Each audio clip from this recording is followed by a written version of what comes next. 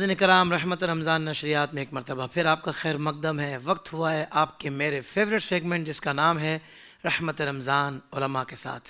الحمدللہ آج کا ٹاپک بہت ہی خوبصورت، بہت ہی شاندار ہے، کیونکہ آج 10 رمضان المبارک ہے اور آج یوم ہے اسلام کی پہلی مومنہ ام المؤمنین حضرت سیدتنا خدیجۃ الکبریٰ رضی اللہ تعالیٰ عنہا کا۔ ناظرین کرام، ہمارے ساتھ معزز مستند معتبر علماء کرام تشریف فرما ہے۔ مختصر سا تعارف کروا دوں، اس کے بعد انشاءاللہ ہم ٹاپک کی طرف بڑھیں گے۔ الحمدللہ ہمارے درمیان حضور زیغم اسلام، مفکر اسلام، حضرت علامہ مولانا پیر سید مظفر حسین شاہ صاحب دامت برکاتہم العالیہ، آپ تشریف فرما ہیں، جو الحمدللہ ہماری IDS کی نشریات، رحمت رمضان نشریات کی آن بان شان اور بلکہ پہچان ہے الحمدللہ۔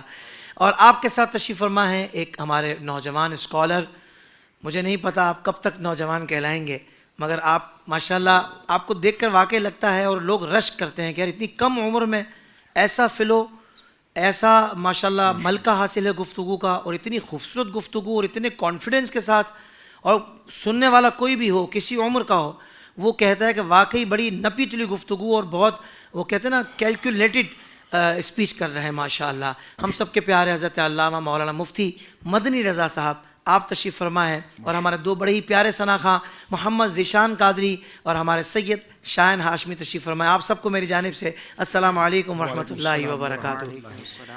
ناظرین کرام، دیکھیں ٹاپک آج ہمارا اسلام کی پہلی مومنہ۔ رمضان مبارک کی آج 10 تاریخ ہے، اور اس تاریخ کو جس عظیم ہستی سے نسبت حاصل ہے وہ اسلام کی پہلی مومنہ حضور اکرم صلی اللہ علیہ وآلہ وسلم کی بے مثال رفیقہ حیات ام المؤمنین حضرت بی بی خدیجۃ الکبریٰ رضی اللہ تعالیٰ عنہا ہے۔ 10 رمضان مبارک کو آپ نے دنیا سے پردہ فرمایا، اس لیے آج کے دن دنیا بھر کے مسلمان آپ کو خراج عقیدت پیش کرتے ہیں۔ حضور اکرم صلی اللہ علیہ وسلم سے سچی محبت اور اسلام کی خاطر جو قربانیاں آپ نے دی وہ یقیناً ہمیشہ یاد رکھی جائیں گی۔ آئیے میں آپ کو ماضی کے اس دور میں لیے چلتا ہوں کہ جب اسلام کا سورج ابھی طلوع نہیں ہوا تھا اور حضرت بی بی خدیجۃ الکبریٰ رضی اللہ تعالیٰ عنہا مکہ مکرمہ میں ایک مالدار خاتون کی حیثیت سے جانی جاتی تھی۔ جی ہاں ناظرین، ام المؤمنین حضرت بی بی خدیجۃ الکبریٰ رضی اللہ تعالیٰ عنہا قبیلہ قریش کی بہت ہی باہمت، بلند حوصلہ اور عقل مند خاتون تھی۔ اللہ پاک نے آپ رضی اللہ تعالیٰ عنہ کو بہت بہترین اوصاف سے نوازا تھا، جن کی بدولت آپ رضی اللہ عنہ جاہلیت کے دور شر و فساد میں ہی طاہرہ کے پاکیزہ لقب سے مشہور ہو چکی تھی۔ آپ رضی اللہ عنہ کی ایک سہیلی حضرت نفیسہ بنت منیہ رضی اللہ عنہ فرماتی ہیں کہ حضرت خدیجہ رضی اللہ عنہ دور اندیش، سلیقہ شعار، پریشانیوں اور مصیبتوں کے مقابلے میں بہت بلند حوصلہ اور ہمت رکھنے والی اور معزز خاتون تھی۔ ناظرین، حضرت بی بی خدیجہ رضی اللہ عنہ بہت ہی زیادہ مالدار خاتون بھی تھی۔ دیگر قریشیوں کی طرح آپ رضی اللہ عنہ بھی تجارت کیا کرتی تھی۔ عام لوگوں کے مقابلے میں آپ رضی اللہ عنہ کا سامان تجارت بہت زیادہ ہوتا تھا۔ روایت میں ہے کہ صرف آپ رضی اللہ عنہ کے مال تجارت سے لدے اونٹ عام قریشیوں کے اونٹوں کے برابر ہوتے تھے۔ اللہ اکبر۔ ہر تاجر کی طرح آپ رضی اللہ عنہ کو بھی ایسے سمجھدار، ہوشیار، باصلاحیت اور سلیقہ مند افراد کی ضرورت رہتی ہوگی جو امین اور دیانتدار بھی ہوں، اور دوسری طرف سرکار نامدار، مکہ مدینے کے تاجدار، دو عالم کے مالک و مختار صلی اللہ علیہ وآلہ وسلم کے حسن اخلاق، ایمانداری اور دیانتداری کا چرچا ہر خاص و عام کی زبان پر تھا۔ آپ صلی اللہ علیہ وسلم اپنے غیر معمولی اخلاق کی وجہ سے اس دور جاہلیت میں ہی امین کہہ کر پکارے جانے لگے تھے۔ آپ صلی اللہ علیہ وسلم کی ان صفات عالیہ کی شہرت حضرت خدیجہ رضی اللہ عنہا تک بھی پہنچ چکی تھی، چنانچہ ان کی نظر انتخاب نے اس کام کے لیے حضور صلی اللہ علیہ وسلم کو منتخب کیا اور کہلا بھیجا کہ آپ صلی اللہ علیہ وسلم میرا مال تجارت لے کر ملک شام جائیں، جو معاوضہ میں دوسروں کو دیتی ہوں آپ صلی اللہ علیہ وسلم کی امانت و دیانتداری کی بنا پر میں آپ کو اس کا دگنا دوں گی۔ حضور صلی اللہ علیہ وسلم نے ان کی درخواست منظور فرما لی اور تجارت کا مال و سامان لے کر ملک شام روانہ ہو گئے۔ اس سفر میں حضرت خدیجہ رضی اللہ عنہا نے اپنے ایک معتمد غلام میسرہ کو بھی آپ صلی اللہ علیہ وسلم کے ساتھ روانہ کیا، اور اس سفر میں میسرہ نے جو کچھ دیکھا اور سنا واپس آ کر اس نے بی بی خدیجہ رضی اللہ عنہا سے بیان کیا۔ بالخصوص حضرت بی بی خدیجہ رضی اللہ عنہا نے خود بھی یہ منظر دیکھا کہ جب آپ صلی اللہ علیہ وسلم قافلے والوں کے ساتھ شہر مکہ میں داخل ہونے لگے تو دو فرشتے آپ صلی اللہ علیہ وسلم کے سر پر دھوپ سے سایہ کیے ہوئے ہیں۔ ان باتوں کی وجہ سے حضرت بی بی خدیجہ رضی اللہ عنہا کو آپ صلی اللہ علیہ وسلم سے بے پناہ قلبی تعلق اور بے حد عقیدت و محبت ہو گئی، یہاں تک کہ ان کا دل آپ صلی اللہ علیہ وسلم کی طرف جھک گیا اور انہوں نے حضور اکرم صلی اللہ علیہ وسلم کی بارگاہ میں نکاح کا پیغام بھیجا، اور اس طرح حضرت بی بی خدیجہ رضی اللہ عنہا کو حضور علیہ السلام کی زوجہ بننے کا شرف نصیب ہوا۔ ناظرین، حضرت بی بی خدیجہ رضی اللہ عنہا تقریباً 25 سال حضور پر نور صلی اللہ علیہ وسلم کی شریکہ حیات رہیں، اور حضور صلی اللہ علیہ وسلم کی زوجیت میں آنے سے لے کر آخر دم تک دن رات قدم بقدم آپ کی مدد و نصرت اور حمایت میں مصروف رہیں۔ آئیے اسلام کی پہلی مومنہ حضور اکرم صلی اللہ علیہ وسلم کی بے مثال رفیقہ حیات ام المؤمنین حضرت بی بی خدیجۃ الکبریٰ رضی اللہ عنہا کی مبارک سیرت سے کچھ سننے کی سعادت حاصل کرتے ہیں اور علماء کرام سے رہنمائی حاصل کرتے ہیں۔ آئیے چلتے ہیں قبلہ شاہ جی کی طرف، سیدی حضرت سید مظفر شاہ صاحب دامت برکاتہم العالیہ کی طرف۔ قبلہ اتنی بڑی ہستی ہیں، اسلام کی پہلی مومنہ ہیں، ام المؤمنین ہیں، اور آپ صلی اللہ علیہ وسلم آپ سے بہت زیادہ محبت فرماتے تھے، تو حضرت ان کے تعارف میں اس مبارک ذکر میں ابتدائی طور پر آپ کن جملوں کا انتخاب فرمائیں گے؟ بسم اللہ الرحمن الرحیم، سبحانک لا علم لنا الا ما علمتنا انک انت العلیم الحکیم۔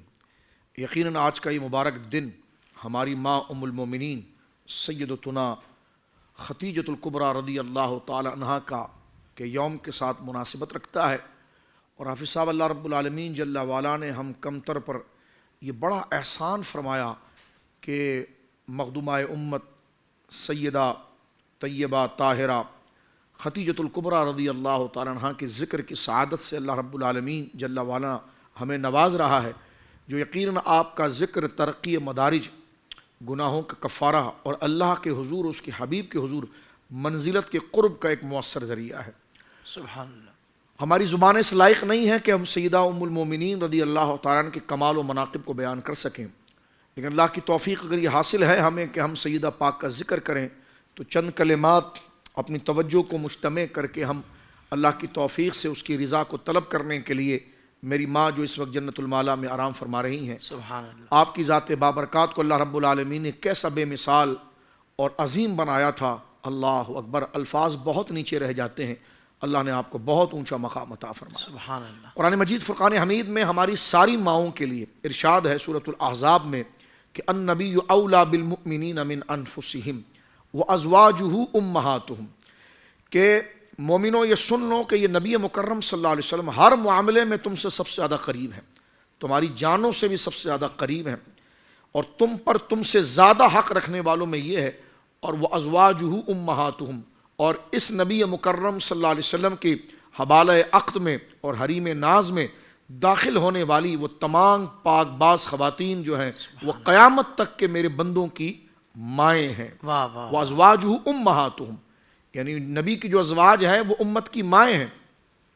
ہم اگر ازواج مطہرات کا ایک شجرہ دیکھتے ہیں تو اختلاف سے ہٹ کر اگر ہم دیکھیں تو حضور سید عالم صلی اللہ علیہ وسلم کی 11 ازواج مطہرات پر جمہور کا یہ موقف ہے کہ حضور سید عالم کی 11 ازواج تھیں، اور حضور سید عالم کی ازواج کی کثرت کی وجہ سرکار دو عالم صلی اللہ علیہ وسلم کے دین کے پیغام کا پھیلاوا ہے۔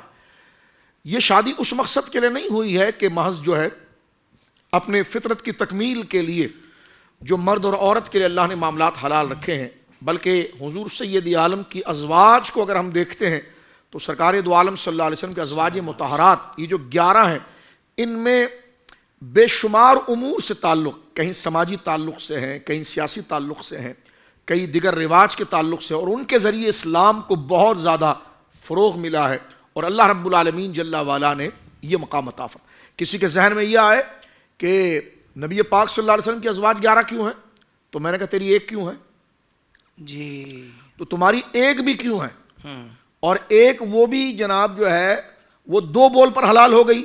تو ان 2 بولنے میں کیا خاصیت ہے کہ یہ حلال ہو گئی؟ تو پتہ چلا کہ یہ 2 بول جو اللہ نے ارشاد فرمائے تو اللہ کے حکم سے حلال ہوئی.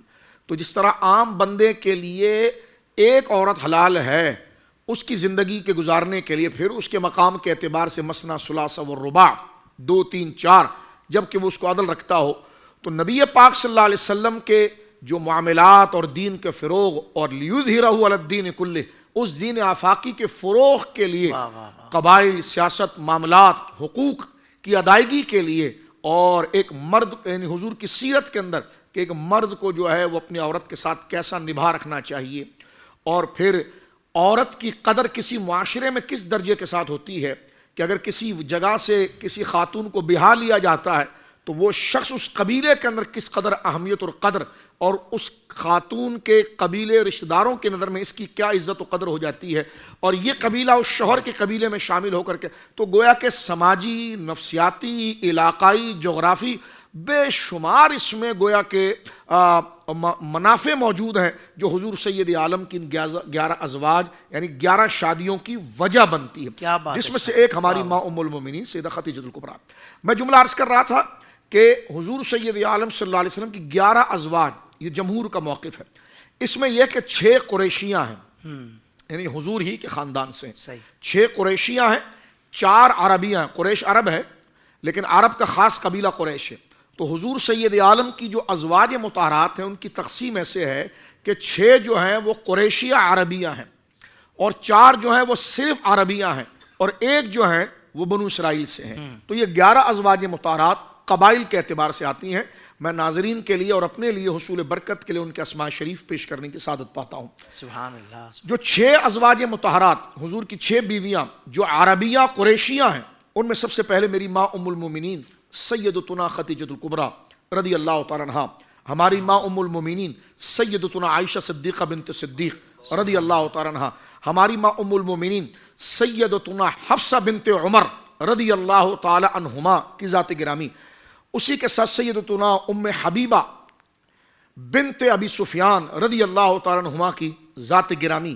اسی طرح سیدتنا ام سلمہ اور سیدتنا سودا رضی اللہ تعالی عنہن. یہ 6 جو ہیں عربیہ بھی ہیں اور قریشیہ بھی ہیں. 4 جو ہیں وہ عربیہ ہیں لیکن قریش کے قبیلے سے نہیں ہیں، مختلف قبائل سے ہیں، جس میں ہماری ماں سیدہ زینب بنت جحش، سیدہ میمونہ اور سیدہ زینب بنت خزیمہ اور سیدتنا جویریہ. یہ 4 وہ ہیں جو عربیہ ہیں لیکن قریشیہ نہیں.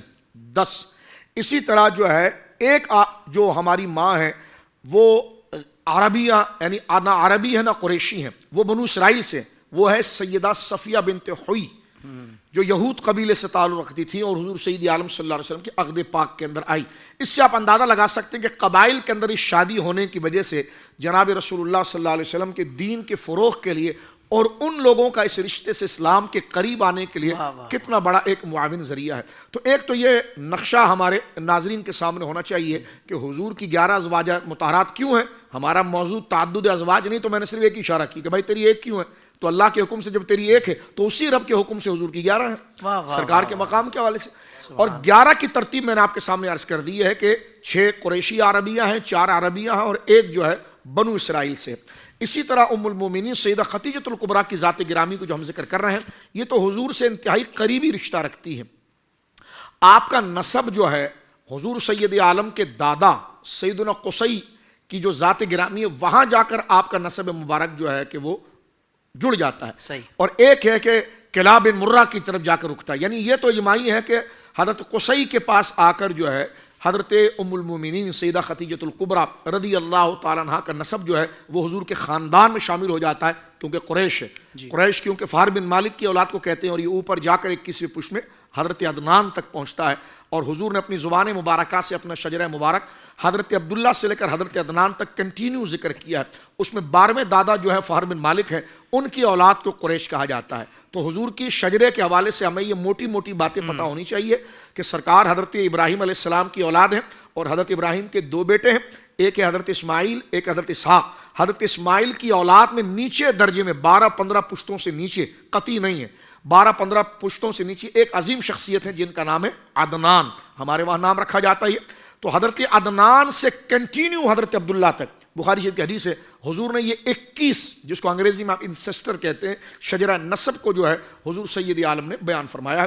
اور انہی تو یہ قریشی جو ہیں، یہ قریش عرب کے اندر وہ ہیں کہ جو اولاد ابراہیم ہیں. تو ہماری ماں ام المومنین قریشیہ بھی ہیں اور عربیہ تو ہیں ہی. تو یہ اس سلسلے میں آ کے عدنانی بھی ہو جاتی ہیں اور قریشیہ بھی ہو جاتی ہیں، اور سرکار کے دادا حضرت قصی کے ساتھ آپ کا رشتہ مبارک جڑ جاتا ہے. آپ قریش میں جس قبیلے کے ساتھ ہیں اس قبیلے کا نام ہے بنو اسد، اور ہر قبیلے کے حافظ صاحب اپنی جگہ پر ان کی فطرتی طور پر ایک تقسیم ہے. جیسے بنو امیہ کے اندر حکمرانی ایڈمنسٹریٹر بہت تھا، وہ اس سرکار کے رشتہ دار ہیں. اسی طرح بنو اسد جو ہیں یہ تجارت میں بہت آگے تھے اور تجارت ان کا خاص پیشہ تھا. تو حضرت سیدہ ام المومنین سیدتنا خدیجہ الکبریٰ رضی اللہ تعالیٰ عنہ کے والد گرامی خویلد بہت بڑے تاجر تھے. یعنی جو ہم نام لکھتے ہیں تو پڑھتے ہیں نا خدیجہ بنت خویلد، تو خویلد جو ہیں یہ حضرت سیدہ پاک کے والد ہیں جو بہت بڑے تاجر تھے، اور ان کا بہت بڑا انفلو تھا، یعنی بڑا ان کا مقام تھا، بڑا نام تھا. اور ان کے انتقال کے بعد، ان کی وفات کے بعد یہ سلسلہ آ کر جو ہے وہ حضرت سیدہ خدیجہ الکبریٰ رضی اللہ تعالیٰ نے اس کو سمیٹا. بات کو مزید تعارف کے اندر میں یہاں پر عرض کروں گا. سیدہ خدیجہ کی اس جہد کو بھی آپ دیکھیں، سرکار کی سگی پھوپھی سیدہ صفیہ بنت عبد المطلب رضی اللہ عنہ، یہ حضرت حمزہ پاک کی سگی بہن ہے. سگی بہن سے مراد یہ ہے کہ سرکار علیہ السلام کے دادا حضرت سیدنا عبد المطلب رضی اللہ تعالیٰ عنہ کی کئی ازواج تھیں، اور ان ازواج سے 10 سے زیادہ آپ کے بیٹے تھے. جیسے سرکار کی والد گرامی حضرت عبداللہ، حضرت حمزہ، حضرت عباس، مولا علی کے والد عبد مناف جن کی کنیت ابو طالب ہے. لیکن حضرت صفیہ کو جو میں ذکر کر رہا ہوں نا، حضرت صفیہ جو ہے رضی اللہ تعالیٰ عنہ، یہ حضرت حمزہ کے ساتھ کاشف القربات امیر حمزہ کے ساتھ ماں شریک بہن ہے. صحیح. اور یہ بھابی ہیں حضرت سیدتنا خدیجہ الکبریٰ کی، کیونکہ ان کی پہلے شادی، سرکار کی پھوپھی کی پہلے شادی حارث نامی ایک شخص سے ہوئی تھی. ان کی وفات یا طلاق کے بعد یہ نکاح میں آئی ہے عوام کے، عوام بن خویلد جو حضرت خدیجہ کے بھائی تھے عوام. ان سے ان کا نکاح ہوا حضور کی پھوپھی کا سیدہ صفیہ بنت عبد المطلب کا، اور ان کے بطن سے عشرہ مبشرہ حضرت زبیر بن عوام پیدا ہوئے. تو حضرت زبیر بن عوام جو ہیں وہ حضرت خدیجہ کے بھتیجے ہیں کیونکہ ان کے بھائی عوام، اور یہی حضرت زبیر بن عوام جو حضرت صفیہ اور عوام کا جو نکاح ہوا ہے ان سے پیدا ہو رہے ہیں حضرت زبیر بن عوام عشرہ مبشرہ میں سے، جن کو حضور نے اپنا حواری کہا ہے. واہ واہ واہ. اور یہ بڑے جلال قدر صحابی تھے. ان کی شادی ہوئی حضرت ابوبکر صدیق کی بڑی بیٹی حضرت اسماء سے، جو حضرت عائشہ کی بڑی بہن تھی، اور ان کے صدف اقدس سے پیدا ہوئے عبداللہ بن زبیر. تو یہ عبداللہ جو ہیں یہ زبیر کے بیٹے ہیں، زبیر جو ہیں یہ عوام کے بیٹے ہیں، اور عوام جو ہیں یہ خویلد کے بیٹے ہیں. تو گویا کہ یہ شجرہ حضور سید عالم صلی اللہ علیہ وسلم سے مختلف جہتوں کے ساتھ، سرکار علیہ السلام کی ذات مبارکہ کے ساتھ یہ سلسلہ انتہائی قریب آتا ہے. تو یہ میں نے ابتدائی طور پر مختصراً جو شجرہ تھا اور جو حضور سے قرب کے رشتے تھے وہ میں نے آپ کی خدمت میں عرض کی. سبحان اللہ سبحان اللہ. کیا کہنے شاہ صاحب، ابتدائی اتنی کمال، اتنی زبردست. دیکھیں نا کیسی معلومات ہے جو ہمیں ہونی چاہیے، جو ہمیں پتہ ہونا چاہیے. ام المؤمنین ہماری ماں کے بارے میں، اور اسلام کی پہلی مومنہ ہیں، اور پیارے آقا صلی اللہ علیہ وسلم کی زوجہ ہیں. اور ظاہر بات ہے کہ نبی پاک صلی اللہ علیہ وسلم نے ان کے ساتھ جو محبت فرمائی وہ ابھی ذکر ہونا ہے. تو میں مفتی مدنی رضا صاحب کی طرف بڑھوں گا. مفتی صاحب یہ ارشاد فرمائیے گا کہ نبی پاک صلی اللہ علیہ وسلم کے اعلان نبوت کا زمانہ جوں جوں قریب آتا گیا، آپ صلی اللہ علیہ وسلم خلوت نشین ہو گئے. اکثر کئی دنوں کا کھانا پینا ساتھ لے کر غار حرا کے اندر عبادت میں آپ مصروف رہا کرتے تھے، اور جب کھانا پانی ختم ہو جاتا تو کبھی خود گھر آ کر آپ لے جاتے، اور کبھی حضرت بی بی خدیجہ رضی اللہ عنہا کھانا پانی غار میں پہنچا دیا کرتی تھی. پھر پہلی وحی کے نزول کا واقعہ رونما ہوتا ہے، اور ان حالات کے تناظر میں حضرت بی بی خدیجہ الکبریٰ رضی اللہ تعالیٰ عنہ کا جو کردار ہے میں چاہوں گا اس پر کچھ روشنی ڈالیے. بسم اللہ الرحمن الرحیم. یقیناً آج کا جو دن ہے وہ ہمارے لیے بڑا بابرکت ہے کہ آج ہم بی بی خدیجہ الکبریٰ رضی اللہ تعالیٰ عنہ کا تذکرہ کر رہے ہیں، جو ام السعادات ہیں، تمام سیدوں کی والدہ ہیں. سبحان اللہ. اور ہمارے ساتھ جو ہے وہ شاہ صاحب بھی جلوہ افروز ہیں، تو اس برکت دو بالا ہو گئی. آپ نے جس جانب اشارہ فرمایا کہ سرکار علیہ الصلوۃ والسلام نے جو غار حرا میں قیام فرمایا اور پھر وہاں پر آپ پر جو وحی کا نزول ہوا، اس سے پہلے میں ایک بات یہ ذکر کروں کہ سرکار دو جہاں صلی اللہ علیہ وسلم کے جو واقعات ہیں جس میں ہمیں بشری تقاضے نظر آتے ہیں، تو ان بشری تقاضوں کو دیکھنے کے بعد یہ نہیں سمجھنا چاہیے کہ سرکار دو جہاں صلی اللہ علیہ وسلم ہماری طرح ہیں۔ آپ ذرا غور کریں کہ اللہ تبارک و تعالیٰ نے ازواج مطہرات کے لیے فرمایا کہ یا نساء النبی لستن کاحد من النساء، کہ اے نبی کی ازواج تم عام عورتوں کی طرح نہیں ہو۔ جس کی ازواج عام عورتوں جیسی نہ ہوں وہ خود کیسے عام لوگوں جیسے ہو سکتا کیا ہے؟ کہنا ہے مفتی صاحب، واہ واہ تو واہ۔ اسی لیے ان بشری تقاضوں کو دیکھنے کے بعد یہ گمان کرنا کہ معاذ اللہ دیکھو سرکار علیہ الصلوۃ والسلام ہمارے جیسے ہی ہیں، ان کے ساتھ بھی یہ معاملات تھے، یہ انتہائی بدبختی کی بات ہے۔ سرکار دو جہاں صلی اللہ علیہ وسلم کی جو بشریت ہے نا وہ کامل بشریت ہے، اور یہ تقاضے اس بات کی طرف اشارہ کر رہے ہیں کہ جب بشر کامل ہوتا ہے تو وہ تمام عوارضات کے ساتھ کامل ہوتا ہے۔ صحیح۔ اور ہمیں یہ بتایا جا رہا ہے کہ تم جتنے بھی مقام و مرتبے پہ پہنچ جاؤ، خود کو دوسروں سے اس انداز سے ممتاز نہ سمجھنا کہ تم سے عوارض بشریہ ختم ہو جائیں گے، ورنہ سرکار علیہ الصلوۃ والسلام نے جب اپنی نورانیت کا اظہار فرمایا تو وہ بھی باکمال ہے۔ کیا بات ہے، واہ تو یہاں پہ بس یہ تمہیداً میں اس لیے ذکر کر رہا ہوں کیونکہ آگے جو واقعہ آئے گا اس کو بعض لوگ اس انداز سے بیان کر کے سرکار علیہ الصلوۃ والسلام کی نورانیت کا انکار کر کے اپنی طرح کی بشریت ثابت کرنے کی کوشش کرتے ہیں۔ اب آپ یہاں پر دیکھیں، جب سرکار علیہ الصلوۃ والسلام کی بارگاہ میں جبریل امین حاضر ہوئے اور سرکار علیہ الصلوۃ والسلام سے فرمایا اقرا، تو سرکار علیہ السلام نے فرمایا ما انا بقارئ، کہ میں پڑھنے والا نہیں ہوں۔ اب لوگ یہاں پر جو ہے وہ سرکار علیہ الصلوۃ والسلام کی لا علمی کی طرف اشارہ کر رہے ہوتے ہیں کہ دیکھو سرکار علیہ الصلوۃ والسلام کو بار بار تلقین کرنی پڑی۔ جی، اس طرح کی لیکن بات کمال یہاں پر آپ دیکھیے گا کہ حضرت جبریل امین نے بار بار عرض کی اقرا اقرا، تو سرکار علیہ السلام نے فرمایا ما انا بقارئ، لیکن جب جبریل نے فرمایا نا کہ اقرا باسم ربک الذی خلق، تو سرکار علیہ الصلوۃ والسلام نے تلاوت فرمائی۔ سبحان یہ اس بات کی جانب اشارہ ہے کہ جب تک رب کے نام کا تذکرہ نہ ہو ہم اپنا کلام کے آغاز نہیں کرتے۔ واہ واہ واہ واہ۔ تو یہاں پہ سرکار علیہ الصلوۃ والسلام کی علمیت پہ کلام نہ کیا جائے، سرکار علیہ الصلوۃ والسلام کی اپنے رب سے محبت کا جو ہے یہ اللہ اکبر، واہ اظہار ہے کہ جب تک رب کے نام کا تذکرہ نہ ہو ما انا بقارئ، ہم پڑھنے والے نہیں۔ کیا بات ہے صاحب۔ اب آپ آگے دیکھیے کہ جب سرکار علیہ الصلوۃ والسلام پر یہ وحی کا نزول ہوتا ہے تو پھر آپ کی کامل بشریت کا یہاں اظہار ہوتا ہے، آپ پر ایک کیفیت طاری ہوتی ہے۔ اب آپ جو ہے وہ اپنے گھر پر تشریف لے جاتے ہیں اور وہاں پر گھر والوں سے کہتے ہیں زملونی زملونی، کہ مجھ پر چادر ڈال دیں۔ تو وہاں پر بی بی خدیجۃ الکبریٰ رضی اللہ تعالیٰ عنہا آپ کی بارگاہ میں چادر پیش کرتی ہیں اور پھر آپ کو حوصلہ دیتے ہوئے یہ فرماتی ہیں کہ میرے سرتاج کیا ہوا؟ تو سرکار علیہ الصلوۃ والسلام فرماتے ہیں کہ مجھے اپنی جان پر خوف ہے۔ تو وہاں پر بی بی خدیجۃ الکبریٰ رضی اللہ تعالیٰ عنہا کے جو الفاظ ہیں وہ آج کے دور میں اگر ہم دیکھیں نا تو یہ آج کے دور کی خواتین کو اس بات پر غور کرنا چاہیے کہ کس طریقے سے شوہر کے مشکل وقت میں اس کا سہارا بننا چاہیے۔ واہ۔ وہاں پر بی بی خدیجۃ الکبریٰ رضی اللہ تعالیٰ عنہا کی سیرت کا تذکرہ کرتے ہوئے فرماتی ہیں کہ آپ کو کچھ بھی، آپ کا رب آپ کو تنہا نہیں چھوڑے گا، کیونکہ آپ مریضوں کی عیادت کرنے والے ہیں، مشکلات میں لوگوں کا ساتھ دینے والے ہیں، لوگوں کا بوجھ اٹھانے والے ہیں، آپ نے کبھی کسی کو برا بھلا نہیں کہا۔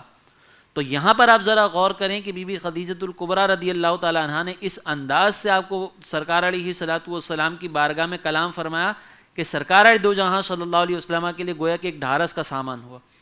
اب وہاں پر آپ دیکھیں کہ بی بی خدیجۃ الکبریٰ رضی اللہ تعالیٰ عنہ نے سرکار سے عرض کی کہ حضور آپ اگر فرمائیں تو میرے چچا زاد ہیں ورقہ بن نوفل، ہم وہاں چلتے ہیں اور وہاں پر جا کر جو یہ معاملہ ذکر کرتے ہیں۔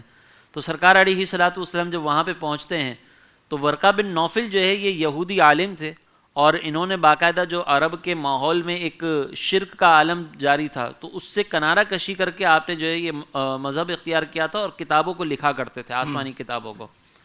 تو جب آپ کے سامنے یہ واقعہ ذکر کیا گیا تو آپ نے کہا یہ وہی فرشتہ ہے جو موسیٰ اور عیسیٰ علیہ السلام کے پاس بھی آیا تھا۔ اور پھر جو ہے وہ کہا، انہوں نے اپنی تمنا کا اظہار کیا کہ کاش جب آپ اعلان نبوت فرماتے، نبوت کا اظہار فرماتے تو میں آپ کے اس دور میں موجود ہوتا اور میں آپ پر جو ہے وہ ایمان لے کر آتا۔ واہ واہ۔ پھر انہوں نے ایک سامنے سے کلام کیا کہ وہ وقت بڑا مشکل ہوگا کہ جب آپ کی قوم آپ کو آپ کے شہر سے دور جانے کا کہے گی، تو سرکار علیہ الصلوۃ والسلام نے کہا کہ میری قوم میرے ساتھ یہ رویہ اختیار کرے گی۔ اللہ اکبر۔ اب یہاں پر آتا ہے کردار سیدہ خدیجۃ الکبریٰ رضی اللہ تعالیٰ عنہا کا، کہ جب آپ کو معلوم ہے کہ آگے جا کر پریشانیاں آنے والی ہیں، تکلیفیں آنے والی ہیں، تو سرکار علیہ السلام سے یہ عرض نہیں کرنی کہ حضور آپ لوگوں کے سامنے نہیں وہ کیجیے گا، لوگوں کے سامنے ظاہر نہیں کیجیے گا، بلکہ کمال یہ ہے کہ اپنا سارا مال سرکار کی بارگاہ میں دیا، سرکار علیہ الصلوۃ والسلام کا قدم قدم پر ساتھ دیا اور ساتھ کھڑی رہیں. اسی کو سرکار علیہ الصلوۃ والسلام نے پھر آگے یاد بھی فرمایا.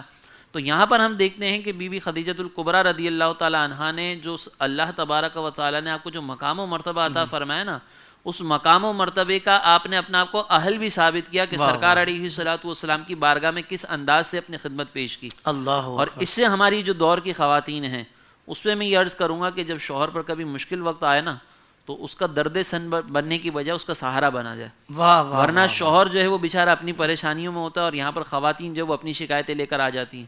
لیکن یہاں پر آپ دیکھیں کردار کتنا زبردست ہے جو ہمارے دور کی خواتین کے لیے انتہائی سمجھ لے درس کا سامان ہے. اس میں اس کو ان کو اپنانا چاہیے. سبحان اللہ سبحان اللہ. قبلہ شاہ صاحب، ویسے تو بہت سارے سوالات ذہن میں ہیں، مگر میں خاص طور پہ یہ جاننا چاہتا ہوں کہ آپ پہلے سے ہی اتنی مالدار اور طاہرہ تو آپ مشہور تھی اس دور میں بھی کہ جب ظاہر بات ہے ایک دور جاہلیت تھا وہاں پر. تو حضرت یہ ایک بات سمجھائیے کہ جب اتنا مال ہو پھر اس کے بعد بندے کرے اتنی سادگی، اتنی عاجزی، اتنی محبت، یقیناً سب سے بڑی وجہ تو حضور کی ذات پاک ہے. مگر عمومی طور پر معاشرے میں جب ہم دیکھتے ہیں نا تو ایسا نہیں ہوتا. جس بندے کا مال کا گھمنڈ ہی ختم نہیں ہوتا، اس کا مال کا فخر ہی ختم نہیں ہوتا. وہ کہتا ہے کہ میں ہی اعلیٰ ہوں، میرے پاس ہی سب کچھ ہے. تو یہ سید پاک کی سیرت سے ہمیں کیا درس ملتا ہے ہماری ماؤں بہنوں کو؟ جی بالکل. اس کی طرف آنے سے پہلے ایک جملہ جو گزشتہ گفتگو میں رہ گیا ہے وہ ناظرین کو سمجھنا ضروری ہے. ہماری ماں کی پیدائش جو ہے وہ عام الفیل سے 15 سال پہلے ہوئی ہے. صحیح. یہ بھی ذہن میں رہے. یعنی اس سے یہ اندازہ ہو گیا نا کہ حضور سید عالم صلی اللہ علیہ وسلم سے عمر شریف میں آپ 15 سال بڑی تھی. صحیح. ایک بات یہ. اور دوسرا یہ کہ حضور سید عالم صلی اللہ علیہ وسلم کی ازواج مطہرات کا ہم نے ذکر کرنے کا شرف حاصل کیا تھا کہ 11 ازواج ہیں. ان کی ترتیب کیا ہے؟ 6 جو ہیں وہ قریشیہ عربیہ ہیں، 4 جو ہیں وہ عربیہ اور 1 بنو اسرائیل سے ہیں. حضور سید عالم صلی اللہ علیہ وسلم جب تک ظاہری حیات کے ساتھ موجود تھے، سرکار دو عالم کی حیات طیبہ میں آپ کی 2 ازواج نے پردہ کیا ہے. ایک تو سیدہ خدیجۃ الکبریٰ رضی اللہ تعالیٰ عنہا نے، اور ایک سیدہ زینب بنت خزیمہ نے. زینب نام کی ہماری 2 مائیں ہیں، زینب بنت خزیمہ اور زینب بنت جہش. جس میں زینب بنت خزیمہ جو ہیں وہ اور حضرت سیدہ خدیجۃ الکبریٰ یہ ہمارے آقا علیہ الصلوۃ والسلام کی حیات ظاہری میں انہوں نے پردہ فرمایا. جب حضور نے پردہ کیا تو سرکار نے اپنے بعد 9 ازواج چھوڑی تھیں. تو گویا کہ یہ ایک قانون ذہن کے اندر ہونا چاہیے جو سمجھنے کے لیے ضروری تھا. اب آپ کا یہ سوال جو ہے کہ اتنا مال ہونے کے بعد بھی دین کی طرف آنا، اس کی حکمت کو باقاعدہ طور پر بیان کیا گیا. کیونکہ سیدہ یوں سمجھ لیجیے فطرتی مومنہ تھی. واہ واہ واہ. اور طاہرہ تھی. یعنی جو ایک عورت کی حیا تقاضا کرتی ہے نا، تو آپ کے عمل سے وہ کردار کبھی جدا نہیں ہوا. واہ واہ. آپ کے اخلاق کا غلبہ آپ پر ایسا رہا کہ آپ اس سے پہلے 2 شوہروں سے بیوہ ہیں. ٹھیک ہے. اور اسی طرح کہا گیا کہ آپ کی اولادوں کو جو ذکر کیا گیا، جس طرح ہم آگے چل کر انشاءاللہ ذکر کریں گے، وہ بھی سمجھنا بہت زیادہ ضروری ہے. لیکن اس سوال کی طرف آتا ہوں جو آپ نے پوچھا ہے. یہ اہم ہے کہ سیدہ خدیجۃ الکبریٰ رضی اللہ تعالیٰ عنہا 2 شوہروں سے بیوہ ہیں. ٹھیک ہے. متعدد نکاح آپ کی طرف پیغام آ رہے ہیں لیکن آپ نے بالکل قبول نہیں فرمایا. اور اس عرب کے معاشرے میں یہ میرے آقا کی دیکھیے جناب رسول اللہ صلی اللہ علیہ وسلم کی نبوت کی دلیلوں میں سے، سرکار کا خاندان آپ کی نبوت کی دلیلوں میں سے ایک دلیل ہے. یعنی جن کو حضور نے اپنے قریب کیا وہ حضور سید عالم صلی اللہ علیہ وسلم کی نبوت کی اعلیٰ دلیل ہے. سیدہ خدیجۃ الکبریٰ جب حضور کے حریم ناز میں آ رہی ہیں تو رب نے پہلے سے ان کی پاکیزگی کا انتظام کیا ہے کہ عرب کے اس بے ہدا معاشرے کے اندر کہ کسی بھی نیک بخت اور پاک باز عورت کے اوپر کوئی بھی تانا جڑ دیا جائے، لیکن سیدہ پاک کے مرتبے، تقوی، طہارت، عفت، معابی کی ہیبت ایسی تھی کہ ہر بندہ اپنا ہو یا غیر ہو وہ آپ کو طاہرہ کہتا تھا. یعنی پاک باز. کیا کہنے شاہ جی. واہ واہ. پاک باز، نیک چلن، یہ آپ کے لیے ہر بندہ کہتا تھا. میں کبھی جب اس کو ڈیپلی سوچتا ہوں تو میں کہتا ہوں کہ یقیناً یہ حضور سید عالم صلی اللہ علیہ وسلم کی ذات بابرکات کے وہ کرامت کے نشان ہیں. اس سے اوپر سرکار کی والدہ کی طرف آپ آ جائیں، سیدہ آمنہ کی طرف اگر آپ آ جائیں تو میں اس کو یہاں سے کنیکٹ کرنا چاہتا ہوں جن سے حضور آئے ہیں اور جن سے حضور کی آل آئی ہے. واہ واہ واہ. تو سب سے پہلا اوپر درجہ سیدہ آمنہ کا ہے. سیدہ آمنہ قریش میں جو ہے بنو زہرہ قبیلے کی ہیں، عبد مناف کی اولاد میں سے. ٹھیک ہے. حضرت عبد المطلب رضی اللہ تعالیٰ نے نکاح کے لیے بنو ہاشم کو چھوڑ کر بنو زہرہ گئے ہیں. یعنی ان کی شرافت اس وقت جیسے سیدہ طاہرہ کی مشہور ہے وہ مشہور تھی. کیا بات. آپ دیکھیے کہ قریش مکہ نے حضور سید عالم کو نہ جانے کون کون سا صدمہ پہنچایا. آپ کی قتل کے در پر ہو گئے، معاذ اللہ علیہ باللہ، آپ کو ساحر کہا اپنے زوم فاسد میں، جادوگر کہا، اور نہ جانے مجنوں کہا علیہ باللہ، جو قرآن نے بھی ذکر کیا ہے. یہ ان کی خباثت کی انتہا تھی. لیکن کبھی آپ نہیں دیکھیں گے کہ آپ کے نسب پر تان کیا ہو، کیونکہ سب سے آسان یہ ہوتا ہے کہ اپنے دشمن کو گرانے کے لیے اس کے خاندان پر اٹیک کریں، تاکہ اس کی حریت جو ہے نا، فکری حریت، وہ منجمد ہو جائے اور اس کے اعصاب کام کرنا چھوڑ دیں کہ بھائی اس نے تو میری شناخت پر حملہ کر دیا. کیونکہ بندے کا نسب جو ہوتا ہے وہ اس کی حریت اور شناخت ہوتی ہے. اس کے باپ کے کردار پر حملہ کر دیا، اس کی والدہ کے کردار پر حملہ کر دیا، اس کے نسب کے کردار پر حملہ کر دیا. یہ ایسا نفسیاتی وار ہوتا ہے جو بندے کے اندر سے جرت حریت کو ختم کرتا ہے. ایک بندہ معاملہ اپنا جب پیش کر سکتا ہے جب اس کی فکری حریت ہو، اور فکری حریت بندے کے اندر اعتماد اور استقلال و استقامت پیدا کرتی ہے. آپ اس کو ڈیپلی جا کر اگر نفسیات میں دیکھیں تو جناب سید عالم کو نقصان پہنچانے کے لیے قریش مکہ نے ہر حرکت کی ہے، لیکن کبھی ان کی ہمت نہیں ہوئی ہے کہ سرکار دو عالم صلی اللہ علیہ وسلم کی والدہ ماجدہ کے لیے کوئی ہلکا جملہ بول جائیں. یعنی آپ اندازہ لگائیے سیدہ آمنہ پاک کی پاکیزگی اس مقام کے اوپر ہے. کیا بات ہے. حضرت یہ تو ایک الگ موضوع ہے تفصیل طلب کہ حضرت عبد المطلب رضی اللہ تعالیٰ اس قبیلے میں گئے، وہاں پر جانے کی ایک گویا کی پوری ڈیٹیل ہے. لیکن سیدہ آمنہ پاک یعنی حضور کا نور مبارک جو اس وقت حضرت سیدنا عبد المطلب کے پشت میں ہے، تو گویا کہ رب نے ان کو بتا دیا ہے کہ اس نور کو اتارنے کے لیے صدف اور برتن بھی پاک ہونا چاہیے. کیا بات ہے شاہ جی، واہ واہ. جو کردار کی ملاوٹ کی آمیزش اس میں نہ ہو، وہ کردار کی فاسد آمیزش سے پاک ہو. جس طرح دودھ کے لیے ایک صاف اور شفاف برتن چاہیے، تو فرمایا نور مصطفیٰ جہاں منتقل ہوگا اس کے لیے شفافیت کا معیار کیا ہونا چاہیے. تو حضرت سیدنا عبد المطلب رضی اللہ تعالیٰ اسی انتقال نور کے لیے آپ گئے ہیں، اور آپ نے وہیں پر حضرت آمنہ اور ان کے چچا اوہیب کی بیٹی، ان کی چچا کی بیٹی سے خود نکاح کیا، اس لیے کہ شاید وہ نور مجھ سے منتقل ہوگا. اور اپنے چہیتے بیٹے جن سے آثار نظر آ رہے تھے سیدنا عبداللہ، ان کے لیے سیدہ آمنہ کا ہاتھ لیا. یعنی اس میں تھوڑا تشابہ تھا کہ وہ نور اب تک میری پشت میں ہے یا منتقل ہو چکا ہے. اگر میری پشت میں ہے تو اس کے لیے بھی ظرف تلاش کیا جائے، اور اگر میرے بیٹے کی پشت میں ہے تو اس کے لیے بھی ظرف تلاش کیا جائے. طبقات کے اندر موجود ہے. اس لیے یہ یونک بات ہے کہ ایک ہی مجلس میں باپ بیٹا دونوں کا نکاح ہوا. آمنہ بنت وہب اور جو ان کی بہن ہے وہ اوہیب جو ان کے چچا ہیں ان کی بیٹی ہے. اب یہ لیا کس لیے گیا تھا کہ اس وقت حضور کا نور کہاں پر ہے، مجھ میں ہے یا میرے بیٹے میں ہے. اور آپ دیکھیے سیدہ آمنہ سے نکاح اپنے بیٹے عبداللہ کا کیا، اور خود نکاح ان کے چچا کی بیٹی کے ساتھ کیا. ادھر حضرت حمزہ تشریف لائے ہیں، ادھر رسول اللہ تشریف لائے ہیں. سبحان اللہ سبحان اللہ. میں کہتا ہوں حضرت حمزہ کی یہ بھی بڑی کرامت ہے. یعنی آپ دیکھیے کہ یہ تمام سودا کیا گیا اس نور کے لیے. فرمایا وہ نبی تو نہیں تھے لیکن وہ آثار عبد المطلب میں ضرور تھے کہ شاید مجھ میں ہو. یعنی حضرت حمزہ نورانیت نبوت کی ایک جھلک ضرور ہے کہ جس کے لیے حضرت سیدنا عبد المطلب رضی اللہ عنہ نے خود نکاح کا اہتمام اس مجلس کے اندر کیا. اب آپ دیکھیے اس کو سمیٹتے ہوئے میں عرض کرنا چاہوں گا اسی کردار پر کہ یہ تطہیر کیسی ہے. یہ تطہیر گویا کہ یہ وہبی ہے اور یہ نسبی ہے اور یہ وراثتی ہے. جیسا مال وارث ہوتا ہے نا، ایسے اخلاق اور کردار وارث ہوتا ہے. آپ کسی شخص کے چہرے کو دیکھیں نا، تو چہرے میں یوں دیکھیے کہ جس طرح بچہ پیدا ہوتا ہے تو اس کو اگر دوسری جہت سے دیکھیں تو بچہ اگر پیدا ہوتا ہے تو آج کل تو ڈی این اے ٹیسٹ وغیرہ دیکھا جاتا ہے. اس زمانے کے اندر قوائف شناس جو تھے لوگ، نسب کو چیک کرنے والے، وہ پاؤں کی انگلیوں کو دیکھتے تھے. ہاتھ آج بھی آپ دیکھیے کہ بچے کی انگلیاں اور اس کے پاؤں کی انگلیاں اپنے باپ سے ملتی ہیں، اپنے دادا سے ملتی ہیں، اپنے نانا سے ملتی ہیں. یہ چیز تو ایک تو بلکہ میں نے کتاب میں تو یہاں تک پڑھا ہے کہ 7-8 پشت کے بعد پچھلا جو دادا ہے نا ہو بہو اسی شکل کا بچہ پیدا ہوتا ہے. یعنی اتنا یہ انگلیوں کے نشان کے ساتھ ساتھ بدن بھی اتنا مماثلت کرتا ہے. یعنی بعید نہیں اس وقت حافظ صاحب جو آپ کی شکل مبارک ہے، یہ 7-8 پشت میں آپ کے پردادا بھی اسی شکل کے ہوں، اللہ ہمارے بھی ایسے ہوں، ان کے بھی ایسے ہوں. یعنی یہ باقاعدہ یعنی مشابہت اتنی قریب آ جاتی ہے. تو جہاں بدنی مشابہت کا قرب ہے وہاں اخلاق و کردار مفقود اور رہ جائیں، یہ کیسے ہو سکتا ہے؟ کیا بات ہے، واہ واہ. تو ایک تو میری ماں سیدہ خدیجہ کون ہے؟ قریشیہ ہیں، اولاد ابراہیم ہے. سیدہ آمنہ کون ہے؟ اولاد ابراہیم.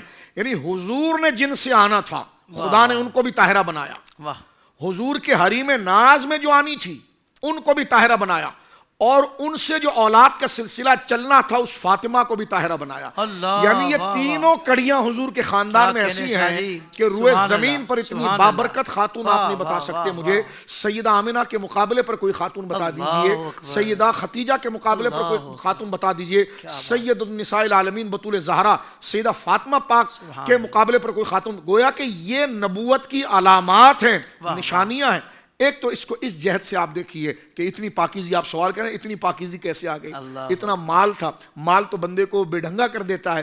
تو یہ جس قدرت نے جو کام لینا ہے نا، اس پر ہمارے علماء کا ایک بڑا خوبصورت تبصرہ ہے، ذرا میں آپ کی خدمت میں پیش کرتا ہوں۔ وہ کہتے ہیں وَقَدْ اخْتَارَهَا صَلَاةُ اللَّهِ عَلَيْهِ لِسِّدَادِ رَأْيِهَا وَوَفْرَةِ زَكَائِهَا وَكَانَ زَوَاجُهُ بِهَا زَوَاجًا حَكِيمًا کہ حضور سید عالم نے خدیجۃ الکبریٰ سے نکاح جو کیا نا، اور ہاں فوراً کہا چچا کے کہنے پر، حضور کو اندازہ ہو گیا تھا کہ یہ خاتون عام مزاج کی نہیں ہے، اصابت رائے یعنی بات کو سمجھنے میں اور فوراً اس پر رزلٹ دینے میں اور ذہانت اور فطانت میں بڑا مقام رکھتی ہے، اور اللہ نے جو مجھے منصب دینا ہے تو مجھے ایک ایسا پارٹنر چاہیے جو موٹی عقل کا نہ ہو، جس کو سمجھانے کے لیے مجھے دن گزر جائیں۔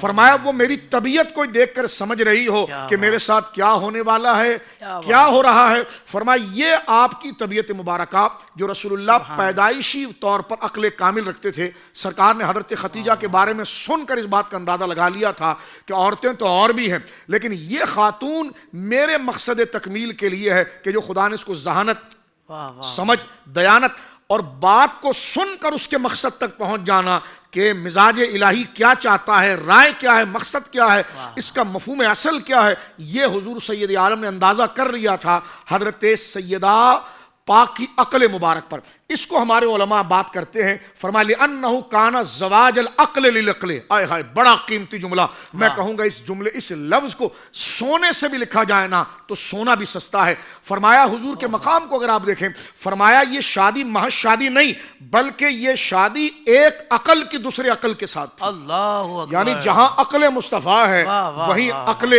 جناب جو ہے وہ سیدہ خدیجۃ الکبریٰ ہے۔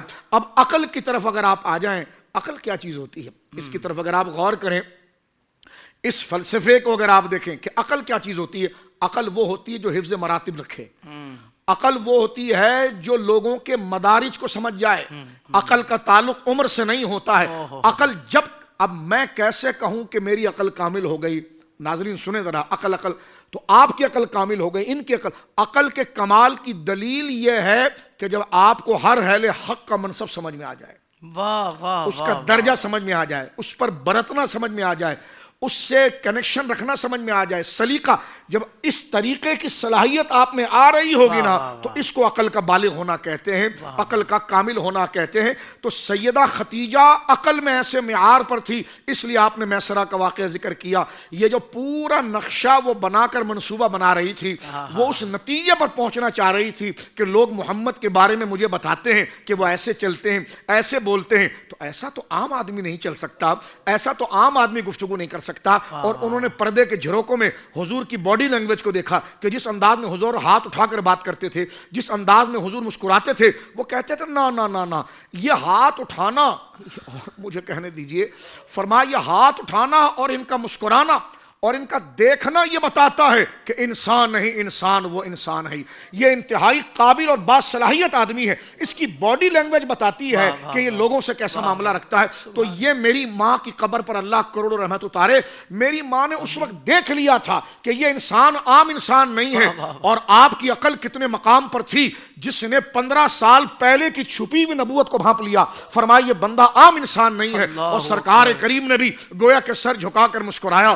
فرمایا یہ وہ سمجھدار ہے کہ جو میں نے اپنے آپ کو تاجروں کے پردوں میں چھپایا ہوا ہے، لیکن یہ پہنچ رہی ہے کہ یہ بیپاری نہیں ہے، یہ عام شخصیت نہیں ہے، یہ تاجر کی شکل میں جو گویا کہ پوشیدہ ہے، یہ اللہ کا محبوب اعظم اور خاتم النبیین ہے۔ یہ وجہ بنی تھی جو حضور نے فوراً چچا سے کہا ہاں میں نکاح کے لیے تیار ہوں۔ اللہ، یہاں پر یہ جملہ کہا گیا کہ کان زواج العقل للعقل، یہ ایک سمجھداری دوسرے سمجھداری کے قریب آئی ہے، ایک صلاحیت دوسرے صلاحیت کے قریب آئی ہے، ایک کمال عقل دوسرے کمال کی عقل آئی ہے. اور یہ کیسے ہو سکتا تھا؟ حضور نے جب اعلان نبوت کیا سب سے پہلا سہارا ام المومنین بنی ہے. آپ مجھے بتائیے، حضور کا پیغام انتہائی اہم اور انتہائی دقیق اور انتہائی مشکل کو دعوت دینے والا تھا، اور یہ نکاح جو پہلے ہوا تو حضور کا اجتہاد بالکل کمال پر درست تھا کہ اس وقت حضور کو ایک مضبوط سہارے کی ضرورت تھی کہ جو گھبرائے نہیں، اور وہ سہارا ام المومنین کا تھا. سبحان وہ پریشر بندہ سمجھ نہیں. اگر آپ سیرت پڑھیں تو حیران ہو جائیں گے کہ جس ماحول میں حضور نے خدا کی یکتائی کو بیان کیا اور سارا مکہ جان لینے کے لیے امنڈ آیا، تو بیوی کے چہرے کے اوپر گھبراہٹ نہیں، جس طرح بھی مفتی صاحب ذکر فرما رہے تھے. تو یہ ہے کہ یہ ایک عقل کی دوسرے عقل سے، اسی پر پوری زندگی گزر جائے اسی لفظ کی تشریح پر کہ ایک عقل کی دوسرے عقل سے شادی تھی. اللہ اکبر.